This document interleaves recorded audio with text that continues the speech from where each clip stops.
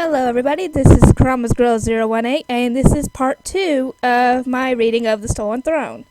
For this chapter, I'm going to have to do, for the second chapter, I'm going to have to put it into two separate parts because this chapter is 32 pages long and I don't know how my voice is going to be able to handle that if I tried reading it all in one sitting. So I'm just going to read it in two parts and you guys will just have to wait for the other part. Here we go. When Merrick awoke, he was certain he was back at the rebel camp, the victim of some terrible nightmare brought on by bad news. Surely his mother was about to sweep into his room, reprimanding him for sleeping in so late. But even as he felt a wave of palpable relief, he knew it wasn't true. The blanket covering him was threadbare and moldy smelling, the room around him tiny and unfamiliar. Cuts and bruises suffered the previous night were announcing their presence. Slowly, he began to remember everything. Several times during the trek, the one called Logain had become certain they were being followed. It vexed the big fellow Dannon when Logain insisted on taking lengthy detours off their route. Merrick didn't begrudge the extra caution, but by the time they reached the foothills, his legs had been ready to give out. They had spent 2 hours trudging in the dark, frozen to the core, with barely a word exchanged among the three of them. He only dimly remembered reaching the camp itself and being surprised by the number of filthy tents scattered amid the rocks and bush. He had expected maybe a handful of outlaws, but here was an entire community hidden in the cliffs. He remembered a blur of suspicious eyes and whispered accusations greeting him. By then, Merrick no longer cared whether they decided to lock him up or cook him for dinner. The sleep he needed desperately had at some point reached up and claimed him. A gentle sound of splashing drew Merrick into the present. He made the mistake of opening his eyes to bright afternoon sunlight shining through a small window, making him wince. His vision was blurry and his head throbbed with an insistent and unpleasant pounding. Blinking, his eyes adjusted enough to see, but there wasn't much to look at. He remembered one permanent structure in the camp, a tiny log hut that couldn't have consisted of more than a single room, and he assumed this was it. The furnishings were sparse, the rickety bed he occupied, a single table, and a few piles of what looked like dirty rags. The only adornment was a wood carving hung above his bed, a blazing sun within a circle, a holy symbol. Merrick flexed his shoulders trying to cope with the pain. In the back of his mind he registered the surprising fact that underneath the blanket he was wearing little more than his small clothes. "Did I wake you?" a voice came from beside his bed. He craned his neck and realized that a woman had been kneeling next to him the entire time, soaking a rag in a bowl of water. "I apologize. I am trying to be as gentle as I can. She sounded matronly and kind, and she wore red vestments that marked her as a priest of the chantry. He had few opportunities to step into a proper house of worship since the chantry had come down in favor of the usurper long ago, but Mother had still insisted on his education in such matters. He believed in the Maker and honored the sacrifice of his first wife and prophet Andraste, as any other Ferelden might. Merrick certainly knew a priest when he saw one. What she was doing here at a camp of outlaws? Or what was she doing here at a camp of outlaws? "Your reverence?" His voice came out as a hoarse croak, and he coughed, intensifying the pounding in his head. He groaned out loud and laid his head back down to stop the spinning room from making him nauseated. The woman chuckled ruefully. "Oh dear me, no. Nothing so grand as that." Merrick now saw her more clearly. Age had weathered her, but gracefully. Her blonde curls had given way to gray, and her weary eyes were heavily lined.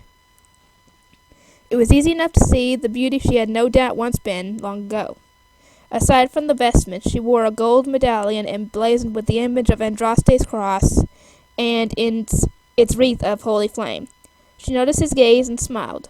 "My days within the chantry hierarchy are long behind me, I'm afraid." She finished wringing out the stained cloth and then returned to wiping his face. The water was cool and refreshing, and so Merrick closed his eyes and allowed her to minister to him. When she finally stopped, he touched her hand. "How long have I—" She paused, studying him with those weary gray eyes. There was compassion there, he saw, but also suspicion. "Most of the day," she finally answered. Then she smiled reassuringly and stroked the hair from his forehead. "Not to worry, lad. Whatever you've done, you're safe enough here for now." "And where is here, exactly?" "Logain didn't tell you?" She sighed and soaked the cloth again, creating an impressive bloom of scarlet in the water. No, he wouldn't have, would he? It would take a dragon to pull more than 2 sentences in a row out of that boy. He's his father's son. The amused look she gave him seemed to say that that should be all the explanation required. These are the southern hills just outside of the wilds, though I expect you've gathered that much. She gingerly wiped the back of his head, prompting a new jolt of pain to lance through him, the source of his throbbing headache, he assumed, and tried not to think too closely about how badly he might have hurt himself. There's no name for this place. It's where we've settled for the moment, nothing more. The people in the camp have slowly banded together over time out of necessity. Mostly they're trying to survive. Sounds familiar, Merrick muttered. He wondered, however, how much his life really compared to theirs. Even on the run, he and his mother had decent accommodation wherever they hid. Remote castles, abbeys tucked away in the mountains. There was always some nobleman willing to take them in, or someone willing to provide a spacious tent on the march. He always complained about it bitterly about the limits he endured, the boredom and the lack of freedom. Judging from the squalor he saw here on his arrival, these people would probably consider him privileged. He probably was. It's Gareth that we follow. He keeps us safe, and with each passing year there seems to be more and more of us. There is never any shortage of desperate souls with nowhere else to turn, it seems. She dabbed at his head again, frowning with concern. That's Logan's father, if you haven't met him. I haven't. You will. She wrung the cloth out again. This time the swirls were dark and ominous. Merrick wondered if his head looked as much a mess as it felt. I am Sister Eilis. Hiram. Yes, so I hear. The sister nodded towards his hands. You'll want to wash those. Merrick glanced at his hands and saw that they were still filthy, stained practically up to his elbows with dried blood and dirt. He accepted the wet rag without comment. There is a great deal of blood on your hands, she said pointedly. It's not mine. Mostly. Her gaze was even, calculating. And how do you feel about that? He wiped his hands slowly, keeping his own eyes firmly on the task. He knew what she was asking. His first instinct back in the force had been to keep his identity secret, and it was probably the correct one. After all, Sister Eilis had said it herself. These people were desperate. Merrick had no idea what the usurper would pay for him, but it was probably more than these people had ever known.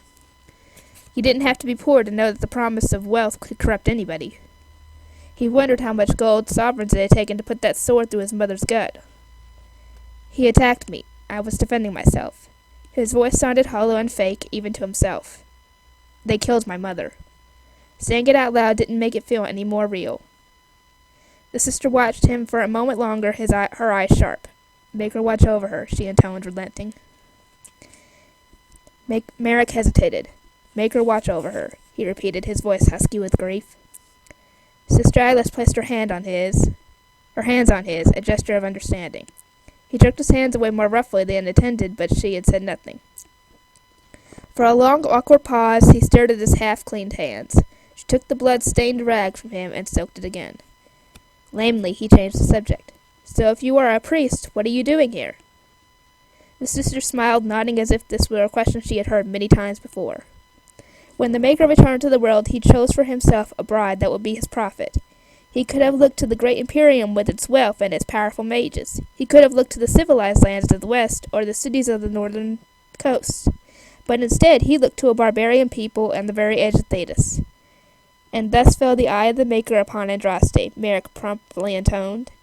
She who would be raised up from outcasts to become his bride. From her lips would fall the chant of light at her command, would the legions of righteousness fall upon the world. An educated man? The sister seemed impressed, but Merrick cursed his need to show off. She cradled the whole golden holy symbol around her neck, regarding it as one might an old friend. People forget that Ferelden wasn't always as it is now, the homeland of the Maker's prophet. Once it was reviled by the civilized world. She smiled gently, her eyes twinkling. Sometimes that which is most precious can be found when you least expect to. But aren't these people criminals, thieves, murderers? She shrugged. I am here to guide them and help them with their struggle as best I can. The things that each of them have done shall, in the end, be judged by the Maker and no one else.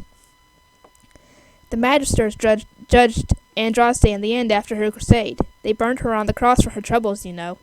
Her chuckle was amused. Yes, I seem to recall hearing that somewhere. They were interrupted as Logan marched into the hut. He was cleaner than Merrick remembered, and now wore armor fashioned from studded leather straps. It looked heavy, and the great bow slung over his shoulder was intimidating. Unusually good equipment for a poacher, Merrick thought to himself. Perhaps thanks in the scrutiny, Logan glared at him.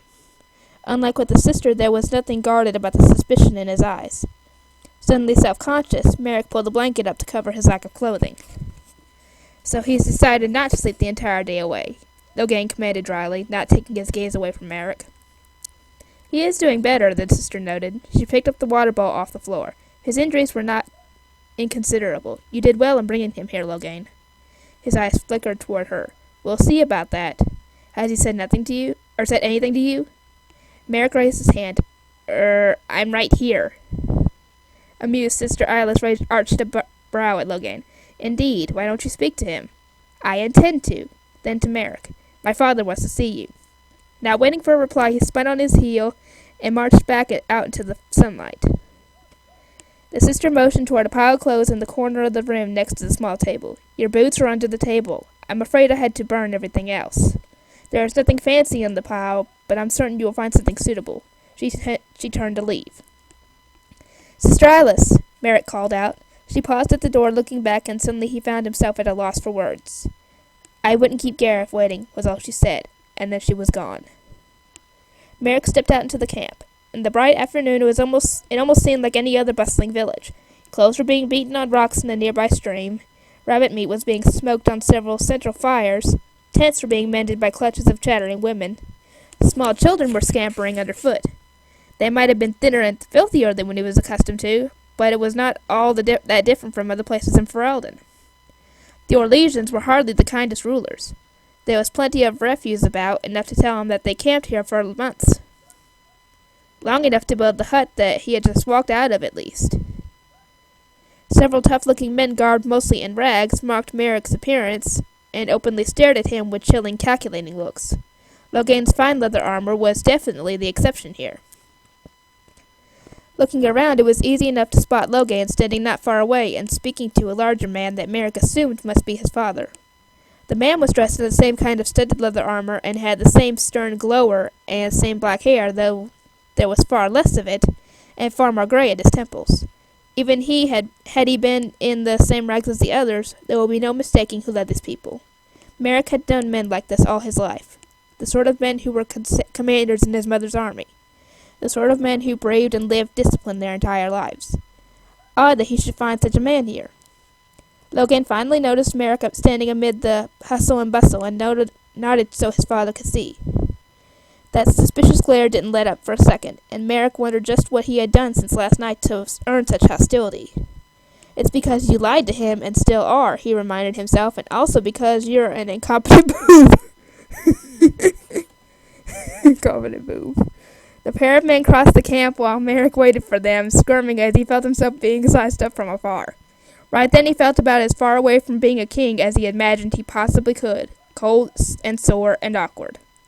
He found himself wishing for his mother to ride into his rescue.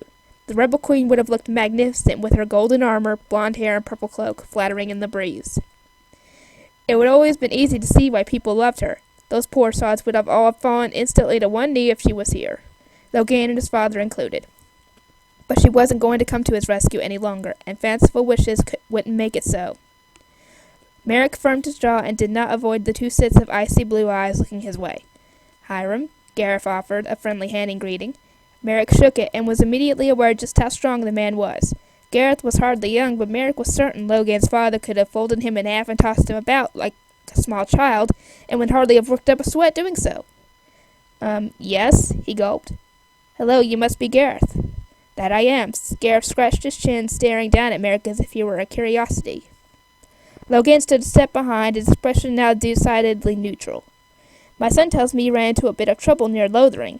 You were being chased by a band of Serlick's men? There were others too, but yes. He nodded slowly. How many were there exactly? I'm not sure. It seemed like a lot. All in the forest? Band Serlick's not even from these parts. Do you know why they were there? No, Merrick lied. The lie hung there while they stared at him. Logan's eyes narrowed further. Apparently, Merrick had added terrible liar to his list of flaws. Not something he would consider a very kingly virtue, but had his mother not constantly told him that the complete opposite was true. Suddenly, his throat felt dry and scratchy, but he stood his ground. They chased me after they killed my friend. Gareth pounced quickly. Your friend? Or your mother? Of course, Sister Alice had told him. Merrick's mind was suddenly a whirl, trying to remember what he had and had not said so far. The effort made the lump on the back of his head throb. My mother is my friend, he explained lamely. And why were you and your mother in the forest? You've no more business there than the band, surely. We were just traveling through. Gareth and the son exchanged a significant look that Merrick couldn't read. The older man sighed and scratched his chin thoughtfully. Look, Hiram, he began, his tone completely reasonable. With our situation here, we have to be very careful, always. If the king has soldiers out there, we need to know why. Merrick said nothing, and Gareth's expression darkened with anger. He turned and gestured at the other people in the camp, some of whom had begun to gather around. You see these people? Gareth stated evenly. They are my responsibility. I am to keep them safe. If those soldiers are coming this way... Merrick looked around nervously, increasingly aware of the growing crowd he was attracting. He swallowed hard. I wish I knew. I shouldn't have brought him, Logan swore. Gareth barely heard his son, however. Instead, he stared at Merrick with a mystified expression. Why would they be after you? His brow furrowed. What have you done? I haven't done anything. He's lying, Logan seethed. He drew his belt knife and stepped forward menacingly. The crowd of onlookers murmured excitedly in response, smelling blood. Let me kill him, Father. This is my fault. I should never have even brought him here. Gareth's expression was unchanged. He's not lying. What does it matter? We need to get rid of him, and so let's do it now. Logan lunged forward at Merrick, but Gareth interposed an arm between them. Logan stopped short, staring at his father with surprised confusion, but Gareth was still looking intently at Merrick. Merrick stepped back uncertainly, but several men with deep frowns blocked his path. Look, he said slowly. I can just leave. I didn't mean to bring any of you harm. No, Gareth stated. It was a sort of tone that left no room for argument. He glanced at Logan. How certain are you that you weren't followed? Logan considered the question. We lost them halfway back. No doubt about it, he grimaced. That doesn't mean they can't find us. We've been here too long. How many locals know we're out here by now? His father nodded, accepting the answer, and then looked back at Merrick. I've sent men out, and they'll find out what's going on soon enough. If we're in danger, I'd appreciate knowing it now. Are we? Inside, Merrick quailed. Bansterlick and the others would surely keep looking for him, and eventually they would track him down. For a single moment, he considered telling them everything. But would they even believe him? And if they did believe him, would they be better or worse? Yes, he finally blurted out. Yes, You're in danger if you keep me here. Logan snorted derisively and turned to Gareth. Father, we'll find out if we're in trouble soon enough. We don't need him here to make it worse. We should kill him to be safe. Several of the nearby men nodded, their eyes shining dangerously. Gareth, however, frowned at Logan. No, we won't be doing that. Why not? I said no. Father and son locked glares. The crowd was dead silent, not eager to get involved in what is evidently an old argument. Merrick kept quiet. He wasn't an idiot. Fine. Logan finally relented, rolling his eyes. Then let's pull up. Let's not wait. Gareth considered it. No. He shook his head. We'll wait for the men to return. We still have time. He then spoke to one of the burlier men standing nearby. Yoren, take Hiram, or whatever his name is, back to the sister for now. Watch him. The man nodded as Gareth raised his voice to address the many others who had gathered around the spectacle. Everyone, we may need to pull up soon. I want everyone alert. The decision had been made, and they knew it. Already the crowd was dispersing, though their looks and whispers were agitated. They were frightened. Logan shot a dark look at Merrick, who was taken by the shoulder and led away. Behind him, he heard Logan speak to his father. I bet I could get the truth out of him. The whole truth. It may come to that. For now, we treat him as he appears to be, a frightened young man who needs our help. Gareth's tone was final, and Merrick heard nothing more of the exchange. Yoren was steering Merrick back toward the log hut, and he didn't struggle. Overhead, above the tall trees, dark clouds were already skirting this afternoon sun. It was gonna rain, and hard. Well, who do you think he is, then? Logan ignored Potter's question as he restrung his bow. One of the small contingent of elves who traveled with the camp. Potter could be counted on to do little more than laze about and spread idle gossip, and Logan didn't want to contribute to the growing panic any more than he already had. It would have been far better for everyone if his father had let him force Hiram to spill whatever secrets he was withholding, and he was withholding something.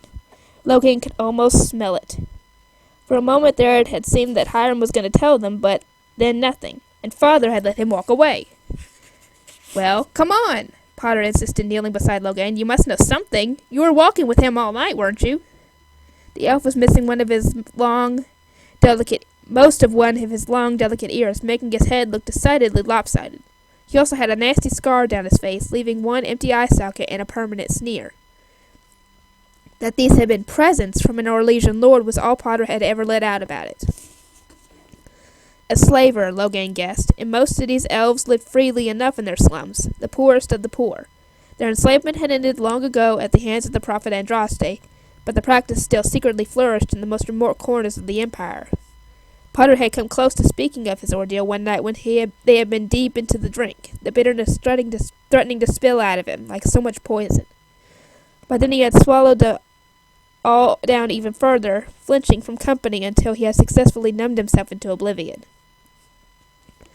Everyone had their secrets. Logan sighed and forced himself to give Hiram the same benefit of the doubt as his father had. It was not easy. "Don't you have work to do?" he snapped at Potter. The elf sighed and ran off. He knew better than to continue pestering Logan, or he really would be put to work. Still, Potter's question was a good one. If this Hiram was a spy, then he was either a terrible one or better than any Logan had ever heard of. Perhaps he was actually what he had seemed, as his father suggested. Gareth had always allowed his compassion to rule him. Nobody was perfect. But there was surely something they were missing, some puzzle piece that Hiram wasn't giving them, and it gnawed away at Logan. Like most of the others at camp, he had developed a sense over the years of when to run, and right now it was going crazy. Just looking around, he could see it in everyone's eyes. They hurried their steps and jumped at every strange noise coming out of the forest. Some of them were already picking up their tents, packing up what little provisions they had in expectation of father's call to move on. Logan steered clear of Sister Alice's hut once he was finished with his bow, not wanting to tempt himself. The sister had her own way of questioning new arrivals to the camp, and he respected the fact that she was often able to elicit information when neither he nor his father could. Many saw the sister as being the camp's leader almost as much as his father was, and certainly his father had relied on her advice for many years now. There had been a time when Logan hoped the affection between the two of them might grow into something more, for both of their sakes. Sister Alice, however, had her calling, and his father had never been the same since they fled the farmhold. It had taken Logan a long time to reveal it, but a part of Gareth had been broken that night. Sister Alice knew what his father needed better than Logan ever would, and he had to be content with that. Patrick was on watch at the edge of the camp, perched on a rock that allowed him to keep an eye on the valley below without being easily spotted himself. The lad was a couple of years younger than Logan, but a skilled shot with the bow, and could easily be counted on to show some sense. Or usually be counted on to show some sense. On the other hand, Dannon was standing next to Patrick. Now, which didn't bode well, the pair abruptly stopped whispering as he drew close. "Any sign of the men my father sent out?" Logan asked Patrick, making no comment about what he had interrupted. "Not yet," Patrick offered shyly. He turned and scanned the hillside below. "There's been no sign of anything." "There's some talking about leaving," Dannon announced. He crossed his arms and glowered at Logan. "Tonight, maybe, if nothing's said." "It's stupid." Patrick kept his eyes on the valley. "Even if someone knows that blonde fellow's here, so what? They're going to come all the way out here for one man?" "I agree." Logan turned and stared at Dannon. "But if you want to join the cowards, Dannon, why don't you go ahead and do that? Assuming you aren't the only one." "You said yourself that boy's dangerous." "I said we don't know who he is. We will soon enough, and if my father thinks it's worth us leaving, then he'll say so." Dannon squirmed. "This was your doing," he growled. "You're the one that wanted to bring him, not me." With that, he hurried off. Patrick looked relieved to see Dannon go. He smiled his thanks to Logan and turned back to his watch duties. "He's right, though. It's odd." "What is?" "Well," he nodded out to the valley. "The men who got sent out, some of them should have come back by now." "How overdue?" "An hour, maybe 2. It hasn't rained yet, so I don't know. I was thinking Henrik would have come back at least. He's been worried about his girl with the baby and all." Logan's stomach felt like it sank. "You let anyone know?" "Just Gareth." He nodded and headed down the trail on his own. He wanted to take a look for himself, and it would do no good hanging around the camp while his father tried to keep a lid on the hysteria. justified or not. Logan thought it was understood that the outlaws traveled together on a purely provisional basis. His father kept them organized and fed, and Sister Alice kept them united. And it also didn't hurt that a few of them had anywhere else they could go, but they were on the run, each of them for their own particular reasons, and people that desperate didn't hold any loyalties. His father believed differently, and maintained that it was in the worst of times that people needed to cleave together the strongest. Whenever Gareth would say that, Sister Alice would smile at him and get all teary-eyed. For that single moment, that faith of his father would seem like it could almost be true. But Logan knew better. If things ever got bad enough, Dannon wouldn't be the only rat to abandon the sinking ship. Okay, I think I'm going to stop here for now, and I will continue reading for the next part during my next recording. Hope you guys enjoyed it, and bye-bye.